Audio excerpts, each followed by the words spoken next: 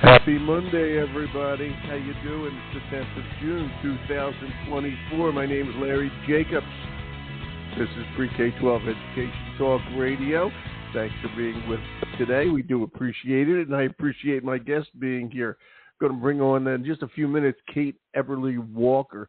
Kate, as many of you might know, is the CEO of Presence, which is the teletherapy company. She's going to give you more details about it.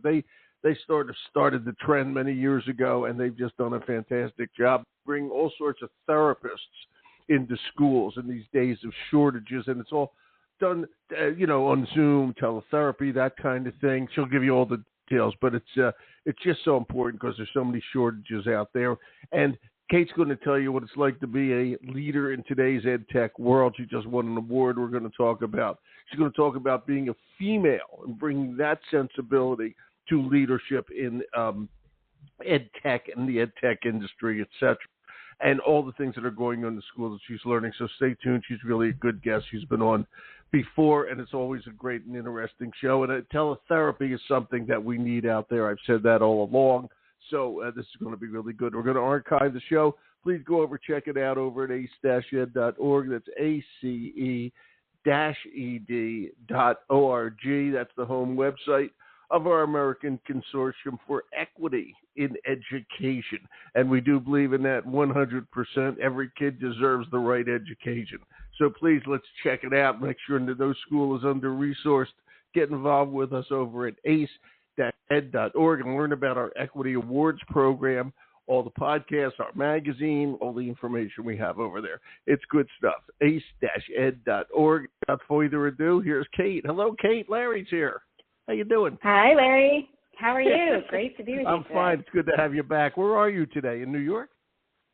I'm actually in Corpus Christi, Texas. Have you always been down there? No, I flew in last night. I'm spending some time with one of our favorite school district partners later today and tomorrow. So I'm visiting some of their schools. And how's the weather down there? I'm up here in Maine, so tell me what's going on down in Corpus Christi. It's hot. That probably won't surprise you.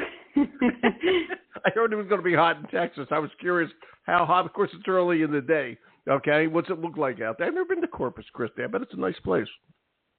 Well, it's right on the water. It's beautiful. The sun is shining, and it's it's hot, but it's summertime. So it's hot, it's summertime, and it's Texas. So enjoy yourself and look at the water. It's going to be great, and you're going to spend some time in the schools today. That's fun.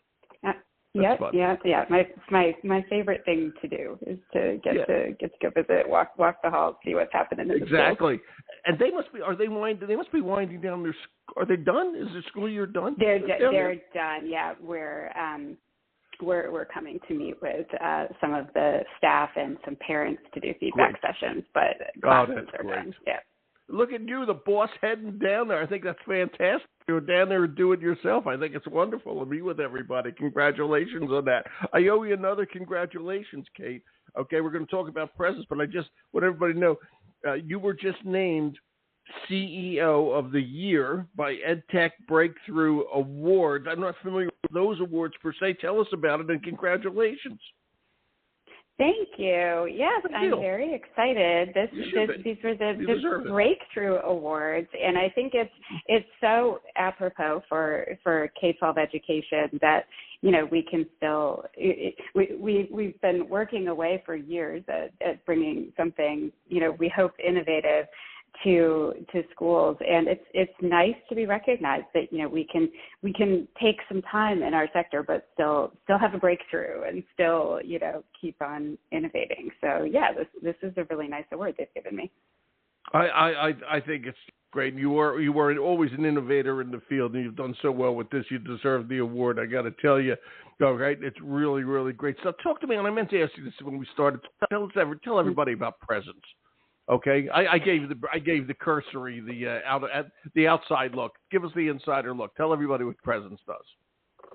Yeah, so we work with school districts and with virtual schools and charter schools across the country. We're in 48 states, and we're providing teletherapy services and other remote special education services. So we have a network of over 2,000 clinicians. These are speech pathologists, school psychologists, occupational therapists, and social workers, and they all work from home, serving kids in schools every day. So we connect them. We work with school districts to figure out what help they need fulfilling all their special education services. It's usually a mix of evaluations and assessments and then delivering therapy. And we're doing it all online. We've been in business since 2009. So it's unbelievable, isn't it?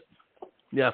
Yeah, it really is looking back. And of course, I'm sure we'll talk today about the tremendous impact COVID and the pandemic had on oh my God, yeah. I was just going to say that because 2009, all this was all new. The whole idea of doing this, what are you talking about? Teletherapy and all that, and it takes time for it to grab on, And look at the way you've hung in there and built this company and all that, and found all these people. Okay, who are able to do this and want to do this. I mean, school districts are facing, as everybody knows, tremendous shortages. Look what you've done. Look what's changed. Okay, since 2009, when the idea was almost, if I may, outlandish. Okay, mm-hmm. And then bingo, look, it's just become part and parcel of what we do. It's just. To me, it's just incredible. And I have to tell you, the other thing I want to talk about before we get into all the details of this, and I think this is important to talk about because education is predominantly a female profession. Now, there's a lot of men in it, but it's about 75% female. Okay? One of the challenges is a lot of the leadership is male in a mostly female profession. Okay, and not that there's anything wrong with guys. I happen to be one, but the point is, okay, we have to look at what we're doing, and and just match what we need, etc. And you've written books. You're a strong leader in, if I may, female leadership. Okay, and just talk about that. I just want to get into the education profession. Okay, and the sensitivity that brings and the need for it. And so just that's enough of an introduction from me. You know what I'm asking, Kate. Go for it. Yeah. Push the book. I know you wrote a book. Push the book. Do whatever you want. Yeah. I did. I wrote a book about this called The Good Boss, 9 Ways Every Manager Can Support Women at Work. I wrote the book actually as I was wrapping up my time as CEO of the Princeton Review. And was finishing up as I was coming into Presence. And, with that context and that perspective, what I was already thinking about at that point in my career was just, reflecting on my own experiences about where I found opportunities to keep progressing as a leader and where I found obstacles and challenges. Just felt like, it's hard for women when there aren't leaders that represent them, that they can relate to, who are listening to them. And so when I wrote that book, it was really encouraging all managers, whether male or female, to create ways to recognize and listen to different perspectives and to give room for everyone to kind of say what they think. And coming into Presence, which is our company employees we're over 80% female, and then of course our therapy network. I would imagine that, therapy network is over 90% female. So we really do have a majority female workforce, and we didn't when I first came in have majority female leadership. That's changed over the years as we've grown and as I've built up the team. Our C-suite, so to speak, or our leadership team is more than half female, and I think what I hear from our teams is that it maybe makes it a little easier for them to find a voice, to tell us what they're thinking, to tell us what they're thinking. It's just the truth in any kind of a company or organization is it's maybe a little easier to express yourself if you feel comfortable with the leaders that you're talking to, or you feel like you can identify with them. So we've tried really hard to create an environment where we're connecting with everybody who is working for us. Not to mention, of course, everyone that we're partnering with in schools. I mean, that's absolutely a majority female workforce as well. So I think it's not the only way. It's not necessary to, have all female leaders because you're serving a majority female organization or partner. But I think it's really about thinking about, if you are different, how can you make it comfortable as a leader for people to come talk to you and approach you and, really tell you what they're thinking. Because I'll tell you, you can't run a great company and you can't, kind of grow and learn if your people aren't telling you what's really happening. I always don't feel comfortable about doing it. They're out there. They're doing the work. They're seeing and hearing things every day that I don't get to hear directly. So you count on your people to be honest with you and tell you what they're thinking. Yeah, it's good. I'm glad you've written all this, and you really have done. Say it again. You've done a great job with teletherapy and what you're doing with all this sort of thing with presence. I mean, it's just been building over the years. And that, you let me segue into something. What are you hearing out there from the folks? You got 2,000 clinicians out there, okay? And when all this started, it was kind of like, oh, if Susie, the psychologist, calls in sick, I'll bring in somebody else or whatever. Now teletherapy is part and parcel of all the school districts. They get it. They understand it in these shortest times. What are you hearing out there in terms of all this? How's the need out there? Is there enough people out there? Where are we going with all this? What's going on now? Where are we going? I would say you got four. I'll say it this way: you got 4,000 ears out there. Okay, talking to you about what's happening. Yeah. So I think every year that I've been here, advocating for teletherapy, I say staff shortages in schools are the toughest they've ever been, and it keeps getting harder to hire and to retain people in schools. There's staff shortages everywhere. Yeah, everywhere. From the classroom aides to the teachers to the therapists to leadership. I think we all recognize how hard these jobs are. And, what teletherapy has really done, where I think it's been most innovative, is it's created a career path, at least for special education professionals, for the speech pathologists and psychologists, where they can keep serving schools and keep helping these kids that, they trained to help and they want to help, but they can, do it on their own terms. If they want to work fully remotely, they can. If they want to, sort of split their weeks up, we have a lot of that. We have a lot of people who do still work some days on site in a school and then do some teletherapy with us. We're making it easier for these professionals to stay in serving schools and doing that work that, can be hard to do full time on site. So, I think teletherapy is showing that people want to stay in schools. There are ways to solve for the staff shortages, but it might not look like it did traditionally, where everybody's 5 days a week in the building. And I just think, Larry, I'm sure you're seeing this too. We've got to get creative and come up with some solutions, because when you walk around a school, you see we need people to stay. We need people to build their careers serving our kids in public education. Yes, it was changing. It was changing, but the pandemic changed everything. Okay, and that's definitely a marker. All right, and I'm not just talking about the disease. I'm talking about how it affected society. Everything. My kids always make fun of me when I say this phrase, but everything's changing, and everything has changed, and we have to react to it. And I'm curious to this. It used to be that everybody wanted everybody on staff. Okay, and I can talk about my wife when she was working. She would work down in Boston, and it was a long commute, but she had to go down to her office, et cetera, et cetera. And then the pandemic hit, and suddenly, whoops, you didn't have to go down to your office. She could do it remotely. Okay, and the whole office became basically remote. All right, and people's perception of that has changed. And teletherapy is basically remote therapy, if I may just use that in colloquial sense. Okay. Therefore, I'm curious, when you go into a school district, and let's just go down to Texas. It's a fairly conservative place.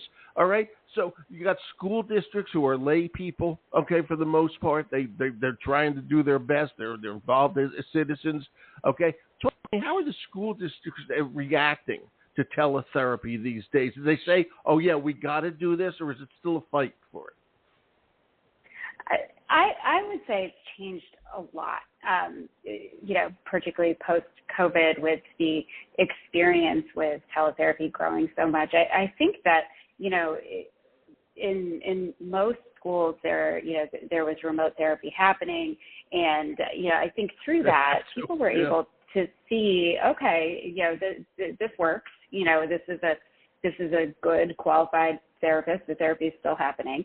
I think where there is still resistance is when it makes the job of the on-site staff more difficult to coordinate with teletherapy. There's a reason why I've come down here and why I'm on the road. I'll tell you, I've been on the road a lot more this past year, really getting into our schools and watching, what's happening on the school side, what needs to happen to coordinate with us to make the teletherapy services happen. And, I've recognized as a service provider, we have to pay attention to that. We have to take that load off of the school staff as well. When we don't, that's where there's still resistance. So it's really interesting. It's far less about, is teletherapy valid or, is this going to work? I think that, we've been able to give a lot of examples all over the country of where it works and everyone can see that these therapists can really engage with kids. They don't have to be physically in the same room. But, it's back to our recurring theme. It's really hard to manage the day-to-day inside a school building. There's a lot of work, a lot of different types of work being thrown at staff members every day. So, where we have success with our partners is when, we can really build a coordination, layer around the teletherapy and, and sort of, have a true hybrid team where our clinical coordinators are working with the school staff and, figuring out how to make it all happen in a way that, isn't putting more work on the staff. I think that's really where there's that's a key. Yeah, they don't know if that's the last thing they want, but in the end, I mean, there are so many challenges out there right now in school districts with psychological problems, suicide rates. We can talk about this too, everything that's going on out there, social, emotional learning, post-pandemic. It's very difficult out there. It's difficult to be a young man. It's difficult to be a young lady these days. Okay, I think it's very different from when we were kids. Yeah. It was goofy difficult back then. Now it's serious difficult. Okay, and we got to really take care of that. Mm-hmm. And it's a sea change, and we got to make it happen. And I'm curious about this, Kate. When you're, I'll say 2,000 clinicians, okay, were being in training. They were trained to do work personally. Okay, there was no such thing as remote therapy for the most part. Mm-hmm. Okay, now suddenly they are professionals involved in doing this. And how do you train them? It's hard to train the school district to do it and to work with it, but you also have to train your clinicians to do it. Okay, how do you do that? How do you find the right people who can do this? Because I assume not everybody can. Okay, and not everybody wants to. All right, but it's important that they learn. I'm curious if their training is getting more involved in teletherapy too. What's going on out there in terms of finding the people you need to do the job properly? And I know you do, but I'm just curious what the training. Yeah, it's a great question because it's changed a lot as awareness of teletherapy careers and interest has grown. We're in the fortunate position to have lots of applications and to be able to really be thoughtful about what makes you could have a great therapist. A great therapist may or may not become a great teletherapist. And telepractice is really different. So in addition to the interviewing and that on-screen interview and really screening for the qualities that we think will make for someone who can really be engaging through the online environment. We then we have a training program called the Telehealth Institute that we built internally. Yeah, so every clinician who joins our network needs to go through Telehealth Institute training. There's evaluation at the end, and sort of a clearance of readiness for telepractice. So I appreciate you calling it out, because it is no matter how experienced you are as a therapist in the school, it is different to plan for your sessions online and to find your points of engagement in that modality. So we do have a full training around it. Yeah, I knew you did. I just wanted you to articulate it. It must have been something at the beginning, okay, when none of this existed. You're starting from scratch, okay, and how do you even begin it? Look how far it's along it is now, okay? It's just unbelievable. And it took 15 years.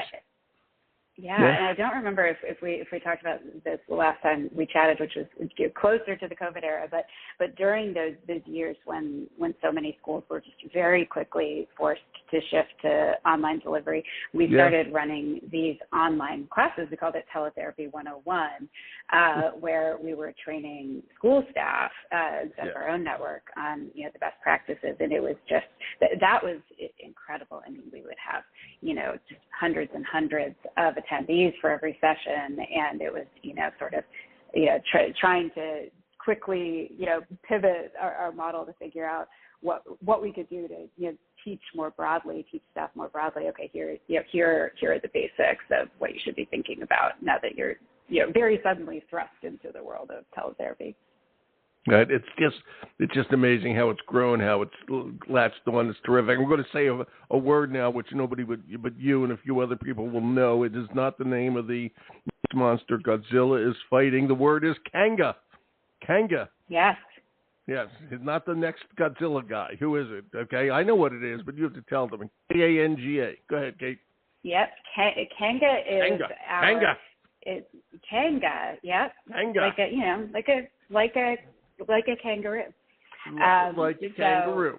I assume this means that you carry around all the students in a little pouch all day. Is that right? Well, it's actually so Kanga is our teletherapy platform software that Thank you. That we license to staff to schools for their staff members, to private practitioners, to any therapist who wants technology tools for delivery of their therapy. And so the Kanga, the idea of the kangaroo pouch is meant to take the place of what most therapists who work inside schools will recognize, the idea of like the big box or the big bag of tricks that you carry around. You've got to bring a variety of games and activities and assessment materials and worksheets. And so, when we were first building out this tool and interviewing lots of clinicians about, how they worked, what they needed to do their work, we discovered that this was very common practice to carry a huge box or a huge bag full of things that you might need throughout the day. So the goal with Kanga is designed to, give you everything, all of the tools, all of the, activities and games and videos and worksheets that you might need to do your work throughout the day. Then you can, carry it around in your laptop or iPad. And who is this for? Is it for school district to purchase, or what is it? How's it work? Yeah, who's it for? So it grew out of our own platform that we built for our network to deliver services in schools. So there's a few different groups that are using Kanga. The largest is school districts. So for their staff, they'll license Kanga and give it to their teams, which I think is so great because it shows that schools really are opening up to be a little more flexible. Again, I think it's really about enabling your workforce, keeping your workforce, and for a lot of their teams, you just give them one remote day a week to focus differently, to not be driving around, or, sometimes it's like maybe a couple days a month. It can vary to solve for whatever the needs are. But by giving the teams Kanga, they have that ability to do some of their sessions or do some of their work remotely. Right. By the way, I didn't mention everybody. Yeah, it's presence.com. Presence, Presence, presence.com. I have it linked here. Okay, is Kate's company. I forgot to mention that earlier today. This is cool. And what else are you working on? You're working on something new? Beyond that, and I have a note here. And I didn't know. One of your the note reads. I read like one of your daughters was a special ed student, and out of that grew something that you're working on. Okay. Yeah. We'll talk about that. Yeah. So when I first came to Presence, now almost 6 years ago, it was really my own personal introduction to the world of special education services, especially the world of speech-language services. I worked in education a long time, but in tutoring and test prep and admissions, this was a new area to me and made me, it was very humbling, not only, as a professional, but as a mother. So I have two daughters. And at the time, my younger daughter was in first grade when I started at Presence. And for several years, I had been really worried about, when she was speaking, there was this skip or this trip. She'd repeat syllables before she could get a full word out. And it was happening increasingly. And to me, as a parent, my experts that I knew to talk to about it were her pediatrician and her teachers. And so, every year for several years at every checkup or at every parent-teacher conference, I'd ask, what is this? Should I be doing something? Should I be concerned?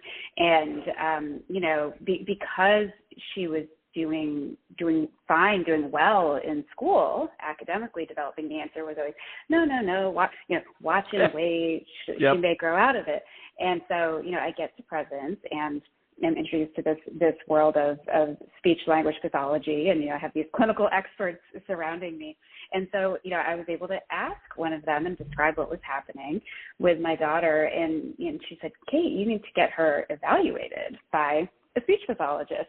And so I did, and learned very quickly that she did have a form of a stutter, that speech therapy was the proper solution for it. And, within a week she was started on therapy, and it was amazing. From then until about 2 months later, she was working fully online with a speech pathologist, and it completely changed it.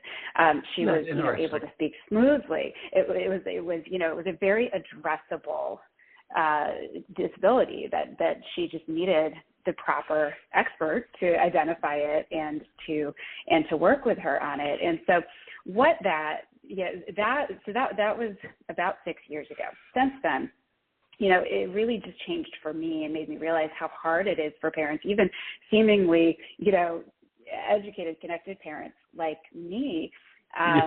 It's hard to know what your child needs and how to keep advocating and, to just get that evaluation done. So I have been wanting for a long time to bring the services of Presence direct to parents, direct to families. We get a lot of requests for this.